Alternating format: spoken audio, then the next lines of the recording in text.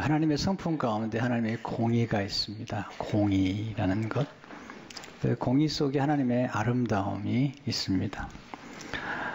공의를 생각하면 이게 심판을 생각하기 때문에 조금 두렵기도 하지만, 그 하나님의 공의는 우리를 두렵게 하는 공의가 아니고, 하나님의 공의 속에는 하나님의 사랑, 하나님의 긍휼이 함께 담겨 있기 때문에, 하나님의 공의와 사랑의 조화 때문에 공의가 아름다운 것입니다. 문제는 세상에 공의가 떨어졌고 불의가 가득한 시대가 된 것이죠. 그래서 하나님께서 공의와 정의로 다스리실 그리스도를 이 땅에 보내시겠다고 말씀하셨고, 또 이 땅에 오신 것이죠. 이사야에서는 장차 오실 예수님에 대한 모습을 보여주는데, 그 예수님이 공의로우시다. 이사야 11장 4절에 보면 공의로 가난한 자를 심판하며 정직으로, 영어에 보면 정의로 세상에 겸손한 자를 판단할 것이며, 여기서 겸손하다는 사람은 가난을 의미합니다. 빈곤한 사람.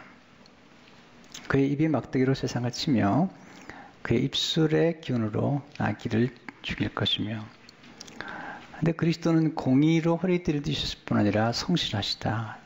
5절에 공의로 그의 허리띠를 삼으며 성실로 그의 몸에 띠를 삼으리라. 충동적인 그런 재판을 하거나 판단하는 분이 아니라 아주 성실과 진실로 공의를 행하신 그런 분이 예수 그리스도신 것을 보게 됩니다. 그분의 아름다움에 대해서 이사야에서 4장 2절에서 이렇게 묘사하고 있죠. 그날에 여호와의 싹이 아름답고 영화로울 것이요, 그 땅에 솟아난 이스라엘의 피난한 자를 위하여 영화롭고 아름다울 것이며, 그 예수 그리스도의 아름다운 그 영화로운 모습을 이야기하면서 그 예수님은 공의로우시다. 문제는 우리가 경험하는 것처럼 세상의 공의와 정의가 떨어졌다는 거죠. 불의가 너무나 많잖아요. 왜 이런 불의가 왔을까? 성경은 첫째로 하나님을 올바로 알지 못하는 것이 모든 불의의 시작이라는 것입니다.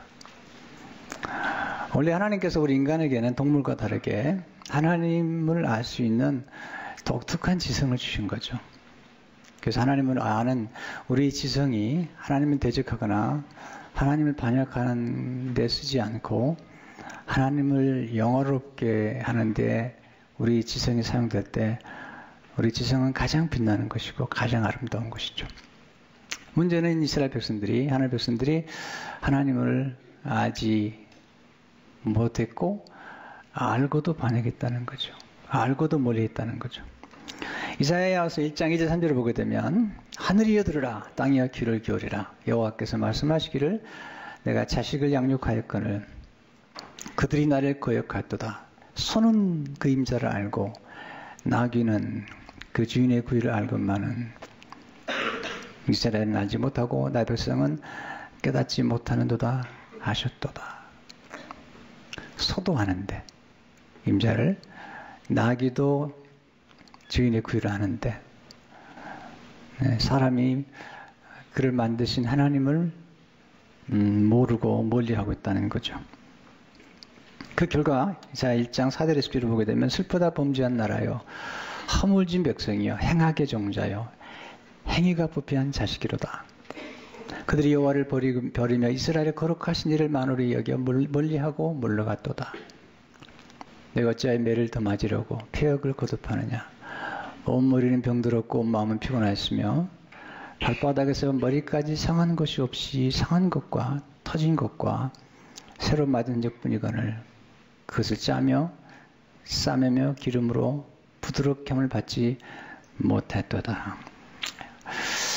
참 슬픈 하나님의 그 말씀이죠. 행악의 종자가 되었고 부패한 자식이 되었다. 음식도 부패하면 먹을 수 없잖아요. 근데 사람이 부패해 버렸죠. 그리고 거룩하신 하나님을 만홀히 여겼다.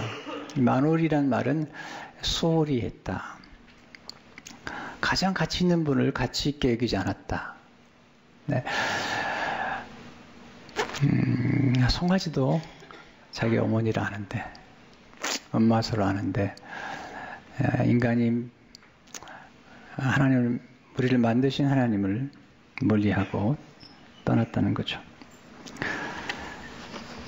원래 하나님께서 세웠던 성읍은 정의와 공의가 많았는데 불의가 가득하므로 이제는 살인자들이 가득하게 되었다. 이사야 1장 12절을 보니까 신실하던 성읍이 어찌하여 창기가 되었는고, 정의가 거기 충만하였고 공의가 그 가운데 가있는더니 이제는 살인자들 뿐이로다. 너무 안타까워하시죠. 그 결과가, 그 이유가 뭐냐면 호세아 4장 1절 2절을 보게 되면 이스라엘 자손들아 여호와의 말씀 들으라. 여호와께서 이 땅 주민과 논쟁하시는 이 땅에는 진실도 없고 인애도 없고, 그 다음에 굉장히 중요한 말씀하시죠. 하나님을 아는 지식도 없고, 그 결과로 오직 저주와 속임과 살인과 도둑질과 가는뿐이요 포악하여 피가 피를 띄움이라. 하나님을 아는 사람들이 많을수록 세상은 아름다워질 텐데 하나님 떠남으로써 이렇게 불의하고 저주와 속임과 많은 그런 세상이 되었다는 거죠. 그런 까닭에 두 번째로 하나님은 그리스도를 통해서 하나님의 공의를 회복하기 원하시는 것입니다. 첫째, 예수님은 공의로 다스리시는 왕이시다. 네, 원래 이스라엘 백성들은 다윗 왕을 굉장히 흠모했죠. 왜냐하면 이스라엘 왕 가운데 다윗처럼 정의와 공의로 백성들을 돌보는 왕이 없기 때문이죠. 역대상 18장 14절을 보게 되면 다윗이 온 이스라엘을 다스려 모든 백성에게 정의와 공의를 행할세. 백성들을 이렇게 잘 돌봤는데 다윗이 죽은 후에 솔로몬과 그 후에 왕들이 아주 타락하고 말았죠. 하나님께서 다윗보다 더 위대하신 왕, 한 분을 보내시기로 작정하셨죠. 그 모습이 이사야 16장 5절의 말씀이죠. 다윗이 장막에 인자함으로 왕위가 굳게 설 것이요 그의 앉을 자는 충실함으로 판결하며 정의를 구하며 공의를 신속히 행하리라. 지금이나 그때나 하나님의 공의와 정의가 필요한 사람들은 부유한 사람들이 아니에요. 부자가 아니에요. 가난한 사람들이죠. 소외된 사람들, 고아, 나그네, 에일리언스, 네. 빈곤한 사람들, 과부, 이런 사람들이죠. 그런 까닭에 예수님이 오셔서 가난한 자를 옹호해 주시고 그리고 빈곤한 자들을 돌봐주시겠다는 거죠. 그 말씀이 오늘 4절의 말씀이죠. 공의로 가난한 자를 심판하며, 심판한다는 게 가난한 자를 심판하시겠다는 게 아니고 가난한 자들의 정당하게 재판을 받을 수 있도록 도와주시겠다는 거예요. 가난한 사람들은요, 변호사를 사용할 수도 없어요. 돈이 없으니까. 정직으로 세상의 겸손한 자를 판단할 것이며 주님께서 오셔서 일을 하시겠다는 거거든요. 공동 번역이 조금 더 쉽게 번역이 됐어요. 가난한 자들의 재판을 정당하게 해주고 흙에 묻혀 사는 천민의 시비를 바로 가려 주리라.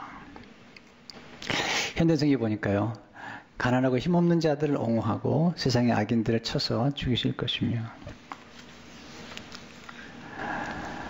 가난한 사람들은 언제나 공평한 대우를 받지 못해요. 재판에서도 항상 불리해요. 사람을 죽이고도 돈 많은 사람들은 변호사를 많이 사가지고 그게 나오잖아요. 근데 가난한 사람들은 마켓에서 물건 조금 훔친 것 때문에 감옥에 들어가잖아요.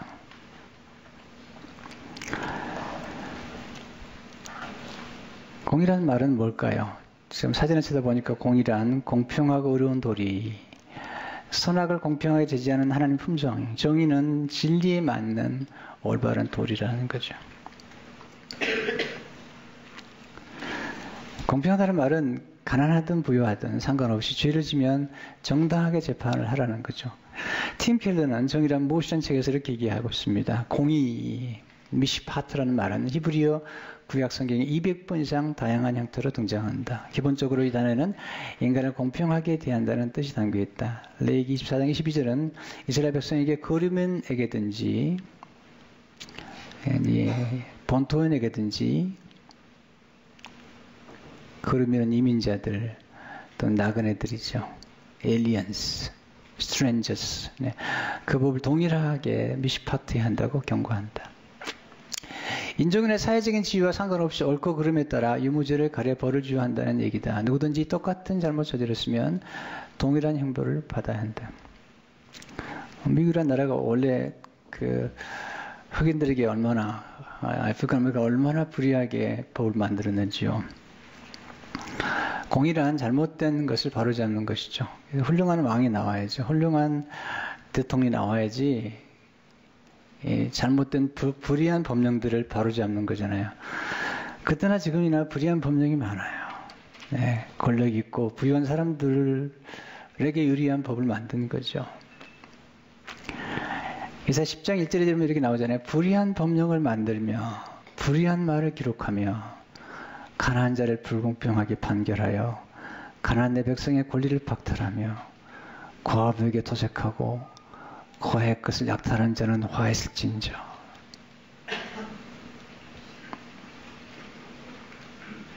얼마나 많은 건물주들이 건물에 들어와 있는 사람들을 그렇게 하는지 모르잖아요.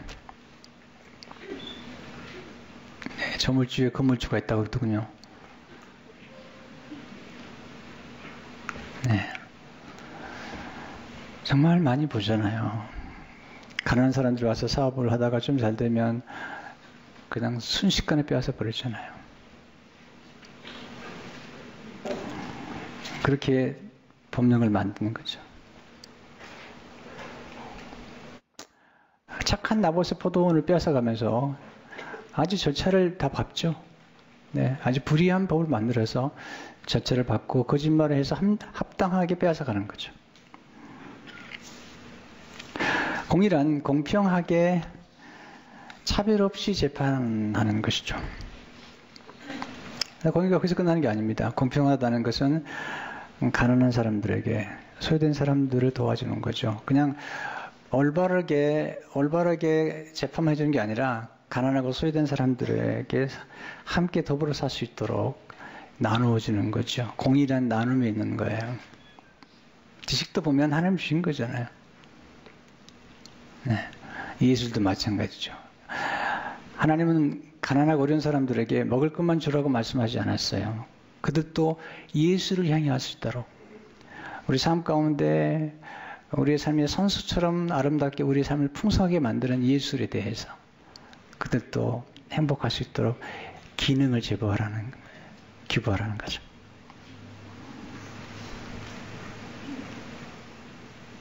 두 번째, 하나님은 은혜의 기초 위에 공의를 세우시는 거죠. 먼저 공의를 행하라고 하지 않아요, 주님은요. 먼저 은혜를 베푸시죠.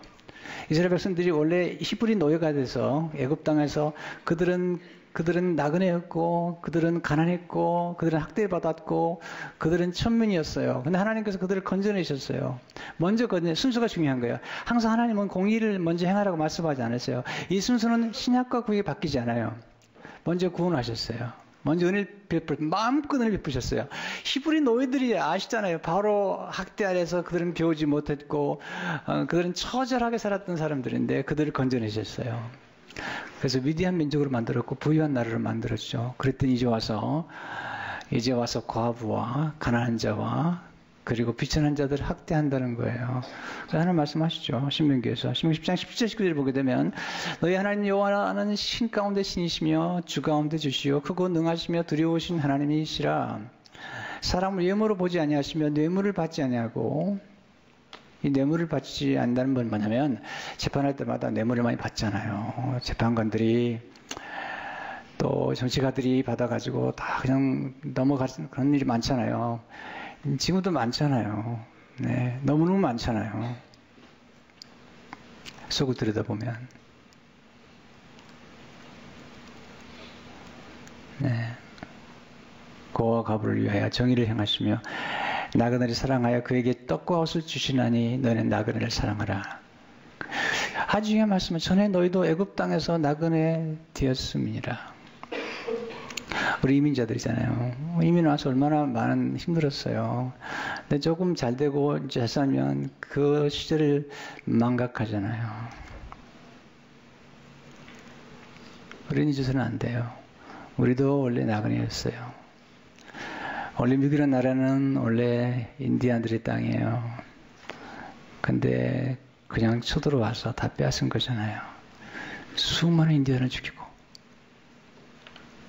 그것도 그리스도인들이 하나님의 이름으로. 어떤 사람의 묘비에 이렇게 써 있다고 그래요.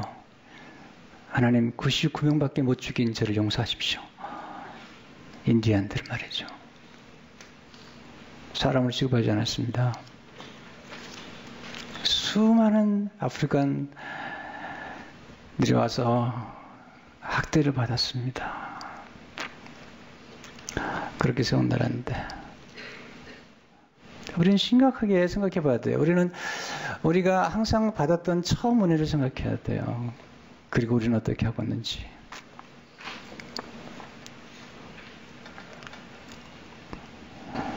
우리는 하나님의 은혜를 먼저 받았어요. 우리는 구원을 먼저 받았어요. 하나님이 이렇게 말씀하지 않으세요. 내가 의를 행하면 구원을 받을 것이다. 그럴 수 없어요. 우리는 어떤 사람도 우리 의를 행해서 구원받을 수 없어요. 우리가 아는 것처럼. 하나님의 구원을 베푸신 다음에, 그리고 하나님의 그리스도의 의를 우리에게 전가시키신 다음에, imparted righteousness 한 다음에 하나님 우리에게 impute 했어요. 그리고 나서 그것을 나누라는 거죠. 하나님 우리를 먼저 주시고요. 그리고 나누라는 거예요. 하나님 절대로 우리가 없는 것이나 우리에게 주시지 않은 걸 가지고 나누라고 얘기한 적이 없어요. 한 번도 없어요. 하나님 그런 분이 아니세요. 하나님 주시고 그리고 그 받은 은혜를 따라 나누라는 거죠.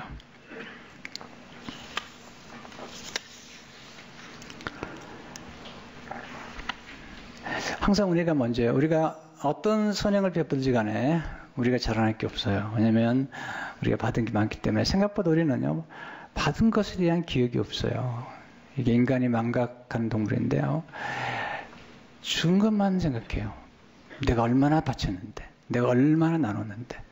여러분, 하나님께 받은 게 얼마나 큰지, 하나님께 받은 사랑이 얼마나 큰지를 생각하면 감당하기 어려워요, 우리가. 세 번째, 하나님의 공의는 하나님의 인자하신 성품에서 나온다는 거죠. 공의는 공평하지만 절대로 차가운 공의가 아니잖아요. 사랑에서 나온 거잖아요. 미가 6장 8절을 보게 되면 사람아 주께서 선한 것이 무엇임을 내게 보이시느니 여호와께서 내게 구하시는 것은 오직 정의를 행하며, 그 다음에 중요하죠. 인자를 사랑하며 겸손하게 내 하나님과 함께 행하는 것이 아니냐. 정의를 행할 때 항상 겸손해야 돼요.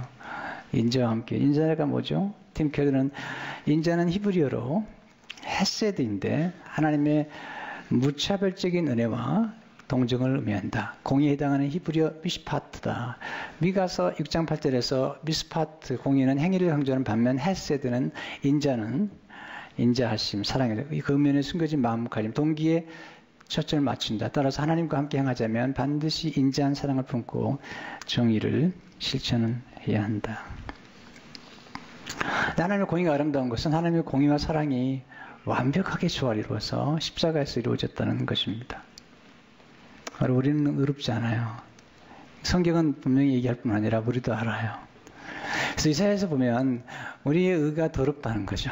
네, 이사야 64장 1절에 보면 무릇 우리는 다 부정한 자 같아서 우리 의는 다 더러운 옷 같으며 우리는 다 잎사귀 같이 시들므로 우리의 죄악이 바람같이 우리를 몰아가나이다. 자, 이 말씀 앞에 난 아니라고 얘기할 사람이 있을까요? unclean. 네. 우리는 다 죽어야 돼요. 심판을 받아야 되는데, 네, 하나의 의가 나타났죠. 예수님이 오셔서 하나님이 예수님에게 우리의 모든 더러운 옷과 더러운 죄악을 대신 담당케 하셨어요. 하나님은 공의로우시기 때문에 죄는 반드시 심판해야 되는데 하나님 인자하시기 때문에 죄인을 사랑하실 수밖에 없어요. 그래서 하나님의 공의를 이루기 위해서 우리의 모든 죄와 모든 허물을, 불의를 예수님께 담당시킨 거죠. 그래서 전역절을 보게 되면 우리는 다 양 같아서 그릇 향하여 각기 제 길로 갔거늘 여호와께서는 우리 모두 무리의 죄악을 그에게 담당시키셨도다. 우리 모든 더러운 옷을 가져가시고요. 그리고 예수 그리스도의 옷을 우리에게 트랜스퍼 해주신 거예요. 이 의를 수동적이라고 그러죠. 내가 노력함으로 얻은 게 아니고 그냥 수동적으로 의를 우리가 전해받은 거예요. 우리 어카운트 없는 의가 들어온 거예요. 그리고 나서 말씀하시죠. 그렇기 때문에 내가 내게 준 그 사랑과 의를 가지고 남을 섬기라는 것이죠.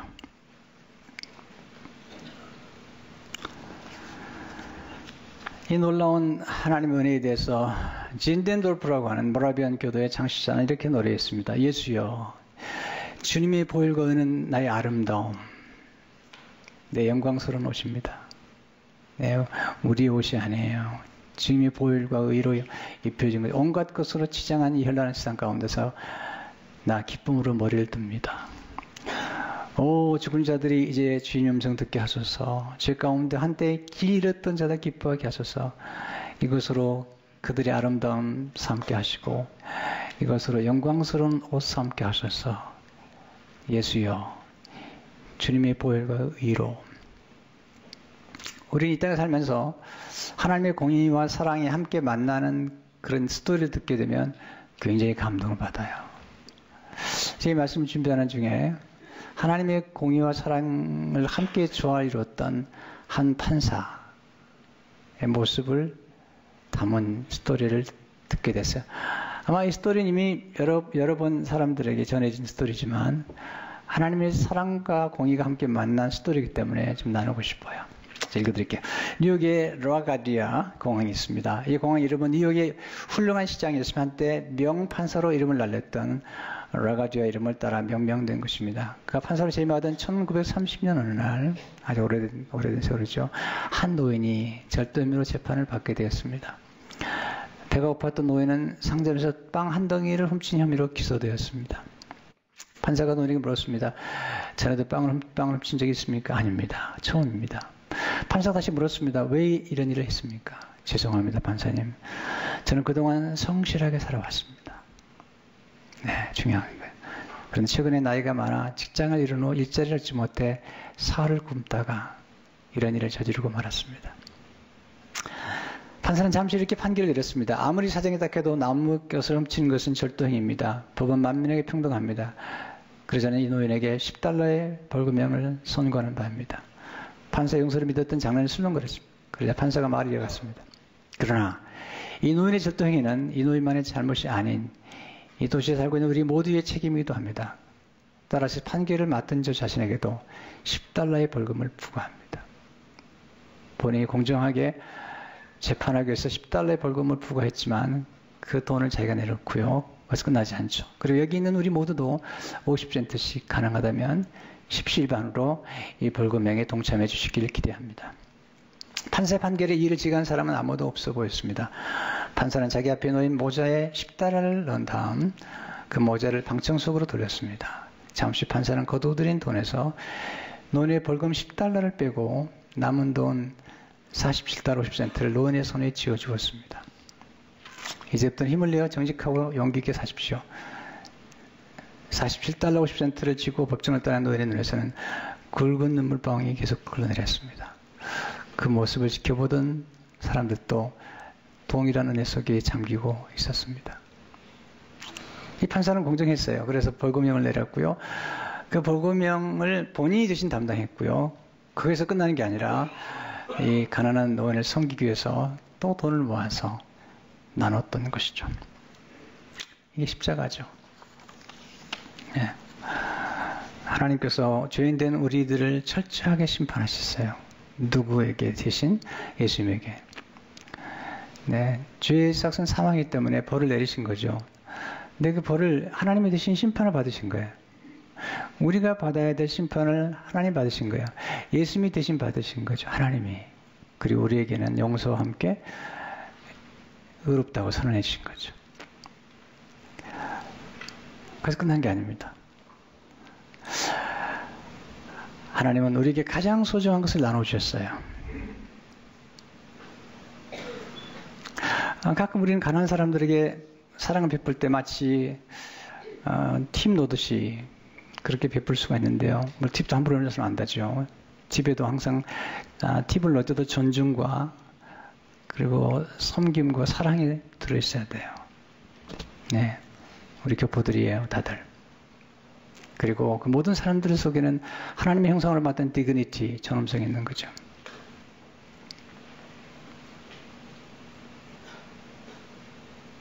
네. 여러분이 누군가를 주어야 된다면, 베풀어야 된다면 정말로 네. 소중한 걸 줘야죠. 하나님은 그런 분이세요. 우리를 사랑하셔서 하나님의 아들을 내어주신 거죠.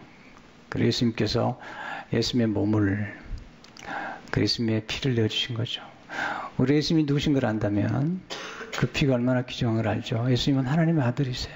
하나님이세요. 하나님이 피를 주신 거예요. 우리 위해 죄를 용서하는 놀라운 피를 주신 거거든요. 그리고 우리에게 말씀하세요. 그러면 너희도 가서